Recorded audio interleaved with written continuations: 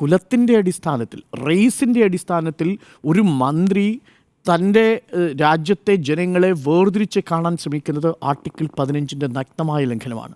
എന്താണ് ആർട്ടിക്കിൾ 15 പറയുന്നത്? ആർട്ടിക്കിൾ 15 പറയുന്നത് prohibition of discrimination on grounds of religion, caste, sex of place of birth, anything. Ambedkar എന്താ പറഞ്ഞിരിക്കുന്നത്? ഇന്ത്യയിലെ മുന്നാക്ക വിഭാഗക്കാർ പാവപ്പെട്ടവരുടെ ഉന്നമനത്തിനായി വരണമെന്ന് എവിടെയെങ്കിലും അംബേദ്കർ പറഞ്ഞു വെച്ചിട്ടുണ്ടോ? അങ്ങനെ പറഞ്ഞാൽ ജനാധിപത്യം അവസാനിക്കുകയല്ലേ?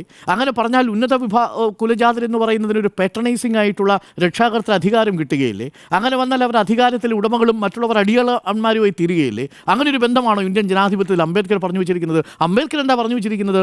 വ്യക്തിയുടെ അന്തസ്സിനെ മാനിക്കുന്നതാണ്. ആ അന്തസ് എന്ന് പറയുന്നത് ജാതിക്കോ മതത്തിനോ അവൻ്റെ സാമൂഹികമായ അസ്തിത്വത്തിൽ നിന്ന് വേറിട്ട് നിൽക്കേണ്ട ഒന്നാണെന്നും അതിനെ ഏതെങ്കിലും തരത്തിൽ അധികാര ശ്രേണിയുമായി ബന്ധിപ്പിച്ച് നിർത്തുന്ന ഈ വെർട്ടിക്കലായിട്ടോ ഹൊറിസോണ്ടലായിട്ടോ ഉള്ള ശ്രേണികളിൽ അവനെ തളച്ചിടരുതെന്നുള്ളതുമാണ് പറഞ്ഞു വെച്ചിരിക്കുന്നത്. ഇവിടുത്തെ പ്രശ്നം എന്താ?